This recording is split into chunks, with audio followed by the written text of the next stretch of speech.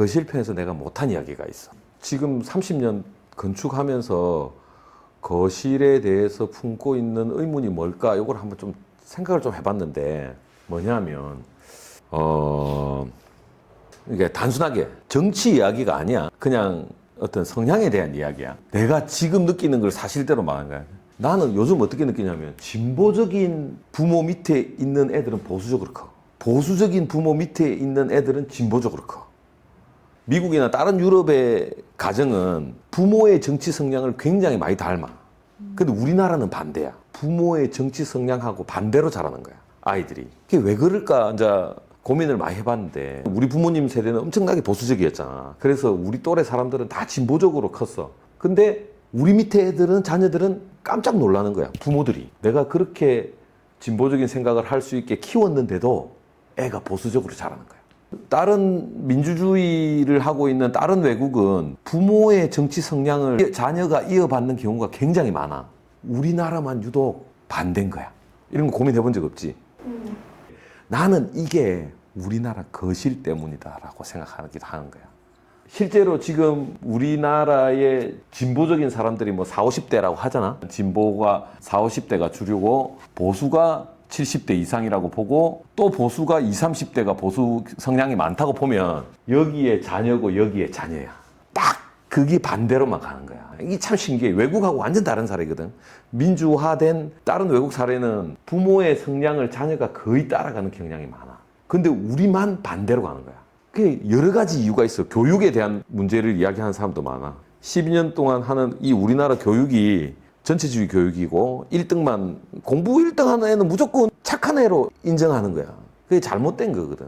맞잖아. 나도 그렇게 교육받아 왔어. 이게 전체주의 교육으로 일렬로 줄 세우는 거를 평생을 하다 보니까 실제로 40, 50대가 진보적이다라고 생각했는데 사실은 자기 객체는 진보화 안 된 거야. 상당히 권위주의적인 진보인 거야, 이 사람들도. 나도 그렇거든. 집에 가면 자기가 진보적인 사람이라고 생각하는 사람도 집에 가면 권위적으로 바뀌어. 내가 보수적이라고 생각하는 사람은 집에 가면 더 권위적으로 바뀌어. 그러니까 자녀들이 그 정치 성향에 반대로 가는 경향이 나는 더 많다라고 생각하는 거야. 애들 입장에서는 집에서 엄마하고 아빠가 진보적인 성향을 가지고 그런 정치 이야기나 이런 거 하잖아. 너무 듣기 싫어하는 거야. 자녀들은 부모의 생각을 반대하면서 자기 정체성을 찾아가거든. 사춘기가 오고 동의 안 할 수도 있지만 사람마다 다른데, 실제로 그래. 딸은 엄마의 생각을 반대하면서 자기 생각을 키워나가고 찾아나가고, 아들은 아빠에 대항하면서 자기 생각을, 삶을 찾기 시작한단 말이야. 그러다 보니까 보수적인 부모님 밑에서 큰 사람들이 진보로 가고, 근데 실제로 여기 진보에 있는 사람들 중에서도 사실은 굉장히 권위주의 교육을 받고 잘못된 생각을 가지고 있는 사람이 많아. 그러다 보니까 이 개개 사람들이 민주화되지 못한 거야. 내하고 다른 사람들의 비판적인 의견을 웃으면서 들어줄 수 있는 교육이 안 돼 있어. 교육이. 그런 걸 배워본 적이 없어, 우리는. 나도 초등학교 때 질문 많이 했다. 1학년 때 하도 또라이 소리 많이 들으니까. 그리고 중학교 고등학교 때는 기성세대를 반대하는 거에서 정체성을 찾는 거야, 아이들은. 그러다 보니까 이게 이렇게 흘러가는 거야. 이 진보 보수가 합쳐져야 제대로 된 민주 시민이 되잖아. 그지? 나는 이게 교육의 문제가 너무 커. 근데 이건 내가 해결할 수 있는 문제가 아니야.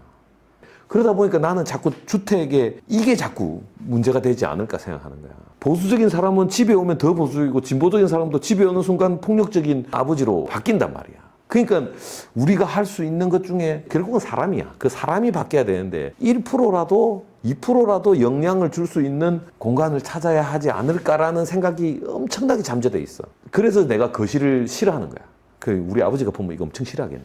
좀 웃어도 좀 너무 심각한 이야기로 빠지잖아. 구독. 이게 우리나라 진보적인 인사든 보수적인 인사든 40, 50대, 60대, 70대든 어떤 누구도 제대로 교육받아서 자기 개인이 혁명돼가지고 민주시민이 됐다라고 느껴지는 사람은 아마 없을 거야. 가장 큰 게 교육의 문제야. 토론하고 비판하고 하는 것들이 일상화돼야 되는데, 뭐 외국에는 예를 들어서 뭐 프랑스 같은 경우는 토론 방송이 가장 활성화돼 있어. 그러니까 그 사람들은 어렸을 때부터 자녀와 아버지, 엄마하고 형제들이 모여서 다른 생각들을 밥 먹으면서 웃으면서 이야기할 수 있어야 되는데, 아직 그건 우리도 안 된단 말이야. 와이프하고 그런 이야기 하다가도 올라오거든. 부모님하고 이야기해도 올라오거든. 나도 내보다 젊은 우리 딸하고도 심지어 이야기하면 이게 올라온단 말이야. 근데 그게 교육이 안 돼서 그래. 나 또한 내가 진보적이라 생각하지만 너 입장에서 보면 나는 전두환이잖아. 그러니까 그게 왜 그럴까 생각해보면 장기적인 교육이 안 돼서 그래. 그 다음에 가정에서의 민주주의부터 시작한다고 보거든. 생활 자체가 민주화되지 않았다는 생각이 많이 들어. 그것 중에 하나가 나는 이거라고 봐. 이게 우리 한옥에 있는 그 대청마루가 그대로 집안으로 들어오면서 생겨난 거고, 아무리 봐도 여기는 위계가 너무 강해. 물론 건축이 끼치는 영향은 뭐 우리가 건축을 만들고 건축이 다시 우리를 만든다 이런 말도 있지만 누가 한 말이고. 건축이 그렇게 영향력이 많이 있다고 생각하지 않아. 현대 시대에는. 한 2% 정도 있다고 치면 그 2%라도 내 직업이기 때문에 그런 고민이 되는 거야. 어떻게 하면 감정이 섞이지 않은 어떤 참과 진리를 논하는 비판을 자유롭게 하면서 성숙한 어른으로 클 수 있는 가정 환경은 뭘까? 물론 엄마하고 아빠가 그렇게 잘 키워야 되지만 인간의 본능적인 부모에 반하는 성향을 가지면서 자기의 정체성을 찾아야 된다는 거하고 거실 문화하고. 그래서 어떤 식으로 거실을 바꿀 수 있을까? 나도 해답은 없어. 근데 계속 고민은 하고 싶다는 거야. 완전 뜬구름 잡는 이야기가. 한마디만 해도 가정에서 어떤 공간 구성을 혼자 막 생각하는 거 있잖아. 예를 들어서 4인 가족인데 방에 위계도 없어져야 되나? 막 이런 거 있잖아. 계절별로 한 번씩 투표해서 방 바꾸고 혼자 상상하는 거야, 그냥. 믿든 안 믿든 그냥 어떻게 하면 좀 위계가 없는 아이하고 아빠 엄마는 뭐 20살, 30살 차이가 나지만 결국은 내 아이라고 내가 강요할 수 없다는 걸 알게 되거든. 결국은 동등하게 커야 되는 거야. 아이가 처음이든 아빠도 처음이야. 아이가 3살이잖아. 아빠도 아빠 3년 차야. 그렇기 때문에 똑같아. 다 미숙해. 그래서 뭐 이런 4인 가족이면 방이 4개가 있고 뭔가 거실하고 공용 공간이 있어. 똑같은 위기에서 요 방 4개를 투표해서 바꾸게 하고 어떤 공간 구성을 하면 좀 극단적인 생각을 하는 사람으로 자라지 않는 그런 공간 구성이 될까? 뭐 이런 생각을 많이 하는 거지. 영향력이 2% 있다고 치고 하나도 없다고는 믿고 싶지 않거든. 건축을 하는 사람이니까. 그래서 그런 생각 혼자 운전할 때 많이 해. 내가 생각하는 거는 그래. 아파트 거실 문화는 굉장히 좀 권위적이다라는 느낌이 많이 돼요. 일방향성을 가지고 있고 막 이러다 보니까. 그래서 뭐 저 원탁을 놔야 되나? 원탁을 놔서 항상 똑같은 좀 위계를 가지는 그런 공간 구성을 해야 되나? 아니면 거실도 4인 가족에 대한 거실이 이런 개별 공간을 강조하고 사이에 같이 하는 이런 공간으로 구성돼야 되나? 바깥이 어려우니까 집에 들어가면 엄마 아빠들이 계속 싸우니까 좀 권위적인 그런 세상이 될 수밖에 없는데 그런 고민들을 많이 해. 너도 언젠가는 고민하게 될 거라. 너는 건축을 계속 하니까 이런 걸 결국 고민해야 되니까 그런 이야기를 한 번은 하고 싶었어. 이게 내 개인적으로는 좀 평생의 숙제야. 어떻게 거실을 바꿔야 부모하고 자녀가 동등한 위치에서 같이 이야기를 나누는 거. 초등학생이라도 자기보다 30살, 40살 많은 사람들한테 말을 잘하는 자기 의견을 주장하고 생각을 말할 수 있는 그런 저기 독일의 아이들 보면 밖에 나와서 시위하는 거 보면 놀라워. 자기 주장을 계속하고 토론을 계속하는 문화가 돼야 좋다고 생각하는데 우리나라는 너무 좀 불안정해.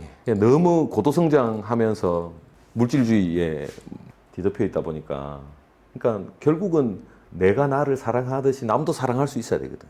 그게 꽤나 중요한 가치라고 보는데 자기의 자존감과 존엄이 굉장히 높아야 남도 존중해 줄 수 있거든. 근데 우리가 그게 부족하지. 왜냐하면 학교에서 그렇게 가르치니까 니는 공부 못하는 놈이다 가르치니까 자꾸 존엄이 떨어질 수밖에 없지. 이거부터 바뀌어야 되는데 우리나라 그래서 바뀌어야 될 게 너무 많아.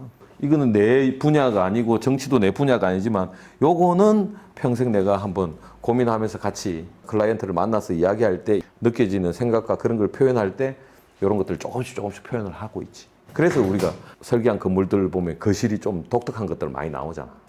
그런 생각이 있었던 것 같아. 질문 없나?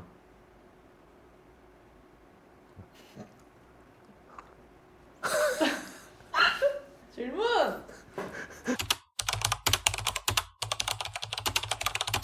권위주의적인 부모라는 게 더 크다는 거야, 나는. 거실이 아니고 권위주의적인 부모.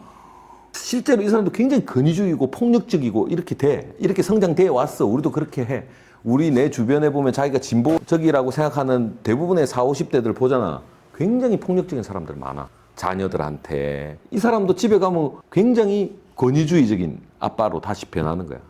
그러니까 권위주의적인 가정에 대한 꼭 이것 때문에 이렇게 갔다는 건 아니고. 그러니까 이거라도 좀 바꿔줘야, 이거라도 좀 변화돼줘야 이게 조금 나아지지 않냐 이런 말이지. 결국은 사람이 98%야. 사람이 98%. 2%에 대한 이야기 하나. 2%에 대한 이야기. 근데 내가 이쪽 전공이니까 이거를 고민한다는 거지. 그러니까 우리는 사실은 모든 인사들이 다 권위주의적인 가부장적인 그게 있지. 그게 좀 바뀌어야 되는데 쉽진 않지. 시간도 필요하고. 그러니까 너무 고도성장하다 보니까 그 문제들이 다 튀어나오는 거야 지금. 그래서 지금 요즘 그런 일들 많이 생기는 거지.